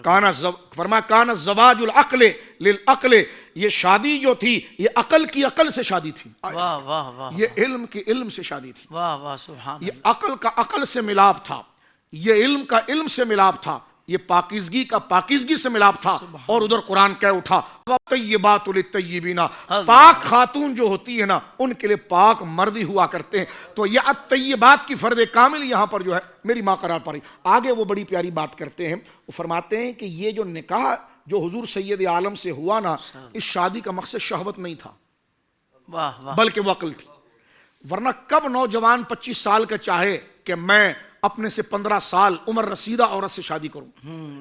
تو یہ تو پہلی بات وہیں پر ختم ہوتی، اور پہلا نکاح ہو رہا ہے. اور حضور سید عالم نے بغیر کسی حجت کے کہ چچا جان عمر دیکھیں کتنی بڑی ہے اور وہ جو ہے وہ 40 سال کی ہے، نہیں، حضور سید عالم نے یہ نہیں کہا. تو فرمایا یہ نکاح جو ہے وہ شہوت پر مبنی نہیں تھا، بلکہ یہ شادی عظیم انسانی مقصد کے لیے تھی، تاکہ جب تبلیغ کی کٹھن مراحل سامنے آ جائے تو ایک عقل مند خاتون، ایک فتین خاتون، ایک عفت مآب خاتون جس کی گھر کی بیوی اس نبی کے صداقت کی دلیل بنے. نہیں یار، اس کی بیوی دیکھو کتنی پارسا ہے، ان کے نکاح. تو گویا کہ یہ سپورٹ حضور کی نبوت کو مل رہا ہے. تو لہذا ایک فتین، ایک ذہین، ایک عفت مآب، ایک ہوشیار، ایک سلامت با کردار خاتون حضور کو چاہیے تھی جو گھر کے اندر حضور کا تسلی دی، جس طرح حضرت نے بھی ذکر فرمایا. دیکھیں حضور سے جب نکاح ہوا نا، حضور سید عالم سے نکاح ہوا 25 سال کی عمر تھی، ٹھیک ہے جی، 25 سال کی عمر، اور سرکار کی عمر حضرت خدیجہ کی عمر 40 سال تھی. جی انہوں نے زبان سے کچھ بھی نہیں کہا اور حضور نے بھی کچھ نہیں کہا، کیونکہ حضور جانتے تھے کہ یہ کیا سوچ رہی ہے، یہ کیوں اس نے. عام لوگوں نے جو ہیں جو مالدار ہیں وہ ہم بار بار مسلسل نکاح کا پیغام دے رہے ہیں لیکن یہ مسترد کر رہی ہیں، اور حضور سید عالم کے پاس بظاہر مال نہیں لیکن انتخاب ان کا کر رہی ہیں. تو یہ انتخاب کی وجہ نہ مال ہے نہ شہوت ہے. واہ واہ. یہ پورا اگر منظر اگر آپ دیکھیں تو ایک کمال. اور حضور سید عالم اس بات کو جان رہے ہیں، جیسے میں نے بھی بتایا کہ یہ میرا انتخاب کیوں کر رہی ہیں، اور وہ جان رہی ہیں. تو دونوں جانب سے خاموشی تھی کیونکہ رب کا حکم نہیں تھا. بس وہ حضور سید عالم کو جس طرح انہوں نے اپنا اجتہاد کیا تھا، اب اس کا نتیجہ وہ روزانہ صبح شام دیکھتی تھی کہ حضور گھر میں آ گئے، لیٹ گئے، باہر گئے، تشریف لائے، 1 دن 2 دن 3 دن، سال 2 سال 3 سال 4 سال، اب آپ دیکھیے 15 سال ہو گئے. اب حضور سید عالم پر وحی کا سلسلہ آیا. اور یہ کوئی چھوٹا موٹا دعویٰ ہے کہ آ کر یہ کہے کہ میرا رابطہ رب سے ہو گیا ہے. سیدہ نے فوراً مانا کیسے؟ ایک تو آپ کا وہ مشاہدہ تھا جو آپ نے پہلے دیکھا، پھر باقاعدہ اس کی ریسرچ آپ نے 15 سال دیکھی. اس لیے حضور نے آ کر یہ کہا کہ مجھے گھبراہٹ ہو رہی ہے، یعنی ثقیل کلام اترا ہے. سیدہ کوئی نہیں گھبرائی. سیدہ نے حضور پر یہ بظاہر گھبراہٹ جو تھی وہ اِنَّا سَنُلْقِي عَلَيْكَ قَوْلًا ثَقِيلًا، وہ بھاری کلام جو قرآن اتر رہا ہے وہ پہاڑ پر اترے تو پہاڑ پھٹ جائے. حضور سید عالم کی کرامت اور عظمت یہ کہ آپ کا بدن سالم ہے اور جسم پر یہ بظاہر خوف کی کیفیت اس لیے ہے کہ پتہ چل جائے کہ رب کا کلام ہے. سیدہ کے بارے میں آپ پڑھیے، جیسی حضور آئے اور حضور نے فرمایا، جیسا مفتی صاحب ابھی فرما رہے تھے، زملونی زملونی، مجھ پر چادر ڈالو. سیدہ بالکل نارمل تھی. وہ آئیں کیونکہ وہ تو سب دیکھ چکی تھی، اب وہ چادر پہنا رہی ہیں اور پہنا کر جو ہے وہ سرکار کے پیشانی مبارک سے آپ کی زلفیں سوار کر پہلا جملہ کہتی ہے، واللہ ما یخزیک اللہ ابدا. اللہ، پہلی سیرت کا عنوان آ رہا ہے. فرمایا اللہ آپ کو ضائع کبھی نہیں کرے گا. حضور نے چشمان کرم اٹھا کر سوال کا جواب پوچھا، تو نے کیسے جان لیا خدیجہ؟ تو سیدہ خدیجہ ان آنکھوں کو دیکھ کر کہتی ہے انک لتصل الرحمہ وتحمل الکلہ وتکسب المعدوبہ وتعین علی نوائب الحق. آپ جیسے بندے کب ضائع کیے جائیں گے؟ آپ تو اس گھٹن کے ماحول کے اندر رشتوں کو جوڑنے والے ہیں. اللہ آپ تو کما کر غریب پر خرچ کرنے والے ہیں. آپ تو کمزوروں کا بوجھ اٹھانے والے ہیں. آپ تو لوگوں کے مال منصب سٹیٹس کو نہیں دیکھتے. اگر ایک بندہ بھی حق بات کر رہا ہو سارا معاشرہ اس کے خلاف ہو تو آپ حق کے ساتھ جا کر کھڑے ہو جاتے ہیں. تو فرمایا جس میں یہ کمال ہو خدا اس کو ضائع نہیں کرے گا. یہ 5 باتیں جو 15 سال میں حضور کو قریب سے دیکھی ہے یہ نبوت کا خطبہ تھا. میں اس کو یوں سمجھتا ہوں کہ نبی پاک خاموش تھے.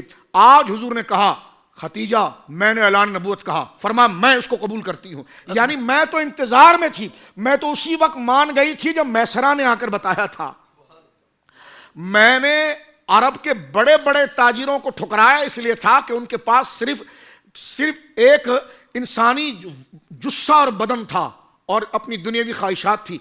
میرے لیے جو میری روح کی پرواز ہے اس کا ترجمان کوئی نہیں تھا.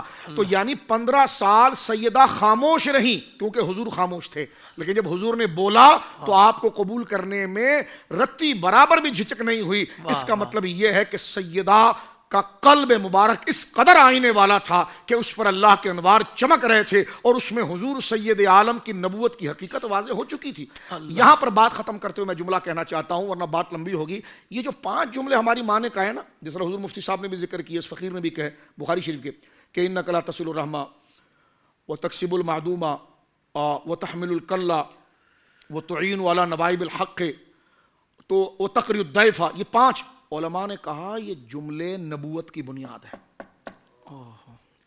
یہ نبی کے کردار. اس سے آپ اندازہ لگاؤ میری ماں نے صرف تسلی نہیں دی پانی پی لے بس پانی پی لے، نہیں، آگے سے تقریر کی ہے. توجہ ذرا اہل علم کریں. میری ماں یہ نہیں کہہ رہی اچھا آپ پریشان ہیں چادر اوڑھ لیں، جو عورت کا مزاج ہوتا ہے پانی پی لیں، میں چائے بنا دیتی ہوں، میں قہوہ بنا دیتی ہوں. نو نو نو نو نو. کتنی ذہین ہیں. اللہ اکبر. آپ نے نبوت کا مقدمہ پڑھا ہے، کردار پڑھا ہے. جو کردار کو سمجھ کر اس کو منطبق کرے نبوت پر، اس خاتون کی عقل کہاں پر ہوگی؟ اللہ.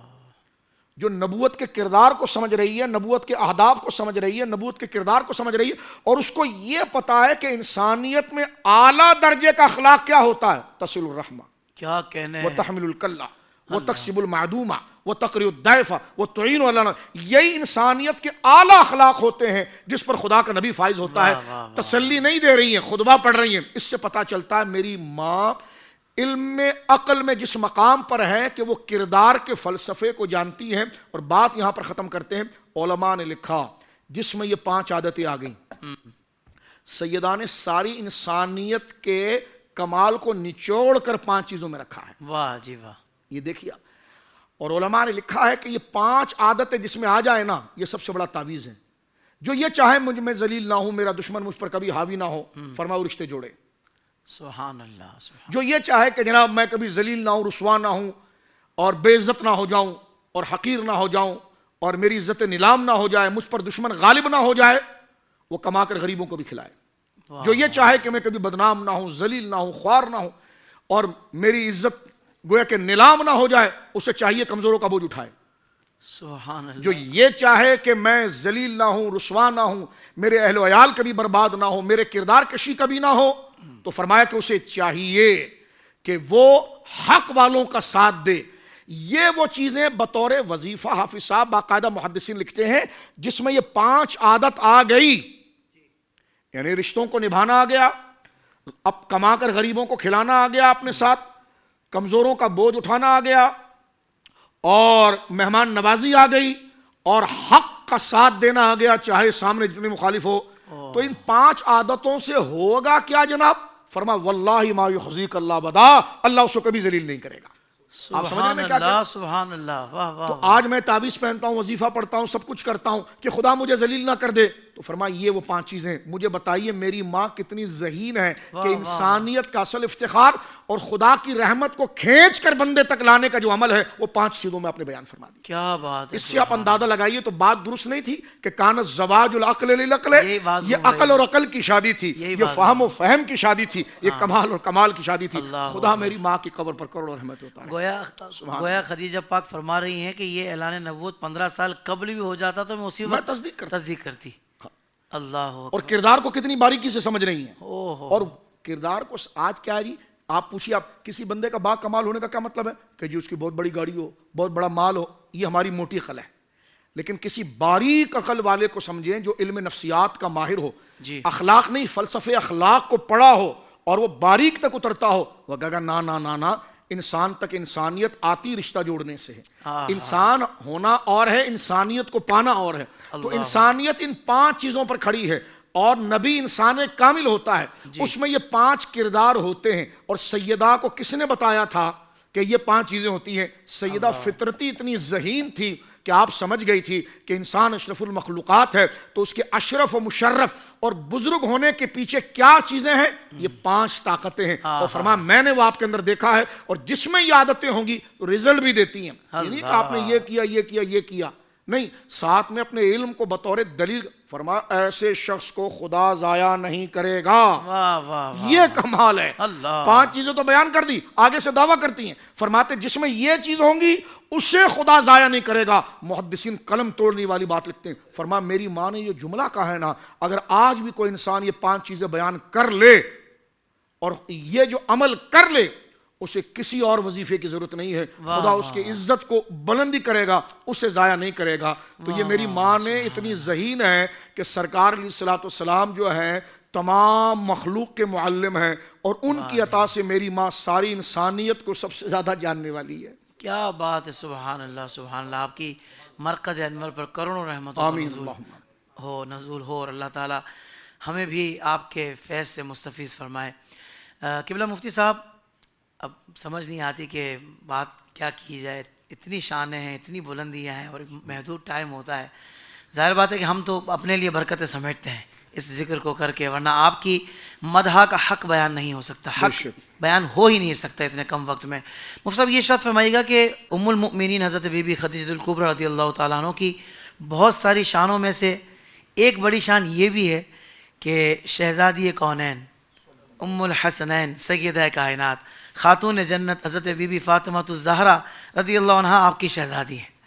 اور یقیناً حضرت بی بی فاطمہ رضی اللہ عنہا کی عظیم تربیت میں حضرت بی بی خدیجہ رضی اللہ تعالیٰ عنہ کا بہت بڑا کردار ہے. کیا فرمائیں گے؟ یقیناً یہ بھی حضرت خدیجۃ الکبریٰ رضی اللہ تعالیٰ عنہا کی شان ہے، جس کی بنیاد پر آپ کو ام السادات کہا جاتا ہے. اور جیسے کہ بھی قبلہ شاہ صاحب نے یہ بات بیان فرمائی کہ سرکار دو جہاں صلی اللہ علیہ وسلم کا جو نکاح تھا یہ ایک عظیم مقصد کی تکمیل کے لیے تھا. تو اس مقصد کی تکمیل کے لیے جو اللہ تبارک و تعالیٰ نے آپ کو اولاد عطا فرمائی نا، وہ بھی بڑی باکمال تھی. آپ بی بی فاطمہ الزہرا رضی اللہ تعالیٰ عنہا کے کمال کو دیکھیں، پھر آپ کی اولادوں کے نسلوں کے جو کمالات ہیں آپ ان کو دیکھیں، تو ہمیں یہ بات بخوبی معلوم ہو جاتی ہے کہ سرکار دو جہاں صلی اللہ علیہ وسلم کی ذات مقدسہ سے وابستگی رکھنے والی ہر شخصیت باکمال ہے. اب آپ یہاں پر آپ دیکھیں تربیت کا معاملہ، بیٹیوں کا عموماً جو ہے نا وہ کردار اکثر ہم دیکھتے ہیں کہ وہ ماں کی طرف سے آتا ہے. اور ادھر بی بی فاطمہ الزہرا رضی اللہ تعالیٰ عنہا کا اگر ہم کردار دیکھیں نا، تو وہی ذہانت، وہی فطانت، وہی اپنی عفت کی حفاظت، اس سارے معاملات ہمیں جو بی بی خدیجۃ الکبریٰ رضی اللہ تعالیٰ عنہا میں نظر آتے ہیں، وہ سارے کے سارے ہمیں یہاں پر منتقل ہوتے ہوئے نظر آتے ہیں. اور یہ ایک کامل تربیت کا تقاضا کرتے ہیں. اگر ماں جو ہے وہ اپنے اوصاف آگے منتقل کرنے کی کوشش نہ کرے، اور ماں یہ کوشش ہی نہ کرے کہ میرے جو اوصاف ہیں وہ میری بچی میں بھی منتقل ہوں، تو بچی پھر وہ کامل طور پر تربیت حاصل نہیں کر پاتی. کچھ نہ کچھ تو ماں کا مشاہدہ کر کے وہ حاصل کر لے گی. لیکن جو کمال بی بی فاطمہ الزہرا رضی اللہ تعالیٰ عنہ میں نظر آتا ہے، اس میں صرف یہ مشاہدہ نہیں تھا بلکہ پیچھے سے کوشش بھی تھی. یہ کوشش تھی تبھی یہ کمال ہمیں نظر آتا ہے. سبحان اللہ سبحان اللہ. اور یہاں پر آپ دیکھیں کہ اس کردار کا ایک ہمیں عفت و پارسائی کا جیسے ذکر کیا، تو بی بی فاطمہ الزہرا رضی اللہ تعالیٰ عنہ کی عفت و پارسائی کا عالم یہ تھا کہ آپ یہ کہتی ہیں کہ سرکار علیہ الصلوۃ والسلام کے وصال کے بعد ہے نا، آپ پر ایک غم طاری ہوا، اور جب آپ پر ایک غم کی کیفیت طاری ہوئی تو اس کیفیت کے بعد لوگوں نے آپ کو صرف 2 مرتبہ جو ہے وہ مسکراتے ہوئے دیکھا تھا. اللہ اکبر. ایک تو اس میں واقعہ یہ تھا کہ بی بی فاطمہ الزہرا رضی اللہ تعالی عنہا اس بات پر پریشان تھیں کہ ہمارے یہاں پر عورتوں کا جب وصال ہوتا ہے، ان کا انتقال ہوتا ہے، تو ان کو عام سی ایک چارپائی ہوتی ہے، اس پر ڈال کر جو ہے وہ لے جایا جاتا ہے. لیکن آپ اس بات پہ پریشان تھی کہ ساری زندگی کسی نامحرم کی نظر مجھ پہ نہیں پڑی ہے، اب میں یہ نہیں چاہتی کہ کسی نامحرم کی نظر میرے جنازے پر بھی پڑے. اللہ تو اکبر. آپ اس بات پہ پریشان تھیں. تو آپ کو یہ خبر دی گئی کہ کچھ لوگ جو ہے وہ اپنی عورتوں کی تدفین اس طریقے سے کرتے ہیں کہ ان کے لیے ایک ڈولی نما جو ہے وہ تیار کی جاتی ہے اور اس کو باقاعدہ چادر اس پر ڈالی جاتی ہے اور اس کو باندھ دیا جاتا ہے، جس سے وہ چادر ہوا سے بھی نہیں اڑتی. جب آپ کو یہ خبر دی گئی نا تو آپ اس وقت مسکرا دی. تو اب آپ ذرا غور کریں کہ یہ عفت و پارسائی، یہ مقام و مرتبہ اور اپنے عفت کی حفاظت کا ایسا جذبہ، یہ صرف مشاہدے سے حاصل نہیں ہو سکتا. واہ واہ واہ. اس کے لیے باقاعدہ یہ جو پردے کی راہ میں بعض اوقات مداخلتیں آتی ہیں، ان سے لڑنا کیسے ہے، اس کی تربیت بھی پیچھے شامل ہوگی. واہ واہ. اور وہ تربیت ہمیں کہاں سے نظر آتی ہے؟ وہ بی بی خدیجۃ الکبریٰ رضی اللہ تعالیٰ عنہ سے ہمیں یہ نظر آتی ہے. مفتی صاحب یہ بھی فرمائیے گا کہ اللہ تعالیٰ خود سلام جس ہستی کو بھیج رہا ہے حضرت جبریل امین کے ذریعے، وہ بھی حضرت سیدہ خدیجہ پاک ہیں، کیا فرمائیں گے؟ بالکل ایسے ہی ہے کہ جب یہ غار کا واقعہ جو آیا تھا، جی. تو اس میں حضرت خدیجۃ الکبریٰ رضی اللہ تعالیٰ عنہ جب سرکار علیہ الصلوۃ والسلام کی خدمت اقدس میں حاضر ہوتی، تو یہاں پر وہ جو حضرت شاہ صاحب نے بھی اتنی تمہیدی گفتگو جو بیان فرمائی نا کہ حضرت خدیجۃ الکبریٰ رضی اللہ تعالیٰ عنہ یہ مشقتیں برداشت کیوں کرتی تھیں. تو آپ یہاں پہ بھی ایک مشقت دیکھیں کہ وہ جو غار حرا کا معاملہ ہے، اس پہاڑ پر چڑھنے کے لیے آج کے دور میں سیڑھیاں موجود ہیں، لیکن پھر بھی ایک عام آدمی بھی اس پر چڑھنے سے پہلے سوچتا ہے کہ میں اس پر کیسے جاؤں. حضرت خدیجۃ الکبریٰ رضی اللہ تعالیٰ عنہ جو ہے وہاں پر سرکار علیہ السلام کی خدمت میں آ رہی ہیں. اب جب آپ اس انداز سے آ رہی ہیں نا، تو سرکار علیہ الصلوۃ والسلام کی بارگاہ میں جبریل امی حاضر ہوئے اور وہ کہتے ہیں کہ حضور آپ کی بارگاہ میں سیدہ آ رہی ہیں اور ان کے ہاتھوں میں برتن ہے، جب یہ آئیں نا تو انہیں یہ خبر دیجیے گا کہ اللہ تبارک و تعالیٰ نے آپ پر سلامتی بھیجی. اللہ اکبر. سبحان جن کے لیے رب سلام بھیج رہا ہو، یقیناً وہ ہستی بڑی باکمال ہوں گی، اور ان کی تربیت سے جو ہستیاں پیدا ہوں گی ان کا بھی کمال بڑا عالم کا ہو. سبحان اللہ. ہمارے پروگرام کا وقت کم و بیش مکمل ہو چکا ہے قبلہ شاہ صاحب، مگر وہ ہمارے ناظرین چاہتے ہیں کہ کچھ سوال یہ بھی آپ سے پوچھنا چاہتے ہیں، تو آئیے دیکھتے ہیں کیا سوال پوچھا جا رہا ہے. دیکھیے، برسی ہو یا سویم ہو یا چہلم ہو، ان تمام باتوں کا ماحصل یہ ہے کہ یہ ایصال ثواب ہے. شریعت مطہرہ نے اس بات کی گنجائش اس امت کو عطا فرمائی ہے کہ بندہ کوئی بھی ایسا کام جو شریعت مطہرہ کے مامور بھی امور کے ساتھ ہو، یعنی نوافل قرآن شریف پڑھ لیا، نفل نمازیں پڑھ لی، نفل روزہ رکھ لیا، صدقہ کر دیا، کوئی کلمات پڑھ لیے، کوئی تسبیحات پڑھ لی، قرآن کی تلاوت کر دی، تو اللہ رب العالمین جل وعلا اس پر اپنے محسنین بندے، نیکی کرنے والے بندے کے اجر کو ضائع نہیں فرماتا. اللہ جو اجر عطا فرمائے تو وہ اللہ کی بارگاہ میں درخواست کرے کہ مولا یہ تو نے مجھے اجر عطا فرمایا ہے، یہ میری والدہ کو، میرے والد صاحب کو، یہ امت کو مولا کریم تو عطا فرما. اس سلسلے کو جو ہے وہ ایصال ثواب کہتے ہیں. اور برسی بھی جو ہے وہ ایصال ثواب ہی کی صورت گویا کہ قرار پاتی ہے. ایک مسئلہ تو یہ ہے. پھر اس کے لیے میلاد شریف ظاہر سی بات ہے حضور علیہ الصلوۃ والسلام کا ذکر مبارک ہے اور اس وجہ سے یہ ہوتا ہے. یہ بھی جائز ہے. دور دراز سے جو رشتہ دار آ جاتے ہیں اور وہ دور دراز سے آ گئے ہیں، اب ان کو لوٹ کر جانا ہمیں پرابلم ہے، یا میلاد شریف کی محفل ہو رہی ہے، میلاد شریف اتنا وقت صرف کیا ہے، تو اخلاقاً ان کو کھانا پیش کرنا کہ جناب یا نیاز کی صورت میں پیش کرنا، یہ شرعاً بالکل جائز ہے. لیکن میں اس میں یہ کہنا چاہوں گا کہ تیجے وغیرہ کے اندر جو کھانا بنتا ہے اور قریب کے سارے لوگ جو وہ کھانے کا انتظار کرتے رہتے ہیں، اور یہ ہوتا ہے کہ جناب جو ہے کہ وہ ابھی میت کے گھر والے کھانے کا انتظام کریں گے، یہ انتہائی معیوب ہے. اگر اس میں کھانے کھلانے کی بات بھی ہے تو یہ ان کے لیے جو دور دراز سے آئے ہوئے ہیں وہ لوٹ کر نہیں جا سکتے، تو اس میں گھر کے رشتہ دار وغیرہ جو ہے یعنی جو قریبی رشتہ دار دوست احباب ہے وہ ان کے لیے یہ کام کریں. تو میں لہٰذا آپ کے چینل کی توسط سے یہ کہوں گا کہ تیجے کے کھانے کی طرف قریبی محلے والے جو اپنے گھروں میں بالکل قریب ہے ان کا آ کر وہاں پر دسترخوان میں بیٹھنا، اس بات سے ان کو پرہیز کرنا چاہیے. سرکار دو عالم صلی اللہ علیہ وسلم کے بھائی حضرت جعفر طیار رضی اللہ تعالیٰ عنہ کی جب شہادت ہوئی، سرکار گھر آئے اور ان کی بیوی حضرت اسماء بنت عمیس کو سرکار نے تسلی دی، اور سرکار نے ام المومنین حضرت عائشہ سے فرمایا کہ یہ غم میں ہے، تم جاؤ اور ان کے لیے کھانا بنا کر لے کر آؤ، کیونکہ گھر پر میت ہوئی۔ اس بات کا خیال کرنا ضروری ہے۔ ایک حدیث پاک میرے سامنے موجود ہے، وہ میں پڑھ دیتا ہوں۔ یہ صحیح بخاری شریف کے اندر حدیث موجود ہے کہ مسلمان مل کر جو ایک دوسرے کے لیے دعا کرتے ہیں، اس کا اجر اللہ کی بارگاہ میں کتنا ہوتا ہے۔ حضرت عمر رضی اللہ تعالیٰ سے روایت ہے، وہ کہتے ہیں ایما مسلم، حضور علیہ السلام نے شاہ فرمایا ایما مسلم شہید لہ اربعۃ بخیر ادخلہ اللہ الجنہ، فرمایا کسی مسلمان کے لیے اگر 4 بندے جمع ہو کر اس کے لیے خیر کی بات کرے تو اللہ اسے جنت میں داخل کر دیتا ہے۔ سبحان یہ دیکھیں، فرمایا صحابہ کہتے ہیں کہ قلنا والثلاثہ، حضور اگر 4 نہ ہو 3 ہو صرف تو پھر آپ کیا ارشاد فرماتے ہیں؟ قال والثلاثہ، فرمایا 3 بھی اگر اس کے لیے خیر کی دعا کرے تو اللہ اسے جنت عطا فرماتا ہے۔ تو صحابی کہتے ہیں قال واثنان، ہم نے پوچھا حضور اگر 3 نہ ہو 2 ہو تو اس کے لیے کیا حکم ہے؟ سرکار نے فرمایا کہ 2 کے لیے بھی۔ صحابی آگے کہتے ہیں ثم لم نسألہ عن الواحد، ہم نے حضور سے 1 کے بارے میں نہیں پوچھا۔ دریا رحمت ایسے جوش میں تھا کہ فرمایا حضور 4 نہ ہو تو 3 نہ ہو تو 2، یعنی کہنا یہ چاہتا ہے اگر ہم 1 کا بھی پوچھتے نا تو سرکار علیہ السلام اس کی اجازت عطا فرماتے۔ وہ زبان جس کو سب کن کی کنجی کہیں، اس کی نافذ حکومت پہ لاکھوں سلام۔ تو ایسال ثواب جائز ہے لیکن اعتدال کے ساتھ۔ سبحان اللہ۔ جی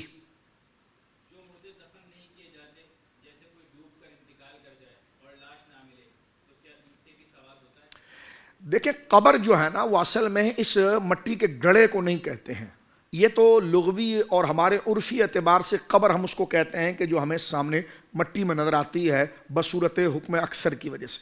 اصل جو قبر ہے وہ عالم برزخ ہے، اور عالم برزخ جو ہے وہ عالم شہادت یعنی دنیا کے ختم ہونے کے بعد اور آخرت میں اٹھانے کے درمیان جو ڈیوریشن ہے، جو دورانیہ ہے، یہ عالم برزخ کہا جاتا ہے۔ اب جو بندہ اس مٹی کے اندر گیا وہ عالم برزخ کا سلسلہ اس کے ساتھ، بس اس کی روح نکل گئی، اس سے عالم برزخ کا سلسلہ شروع ہو جائے گا، چاہے وہ پانی میں بہا دیا گیا ہو، جو بھی صورت ہو، اس سے سوال جواب کرنے پر اللہ رب العالمین قادر ہے، اور اس سے سوال جواب بھی ہوگا، اس سے تعذیب اور ثواب یعنی عذاب علیہ باللہ اس کے گناہوں پر اور ثواب اس کی نیکیوں کے اوپر اس پر مرتب ہوگا۔ یہی اسلام کا عقیدہ ہے۔ سبحان اللہ۔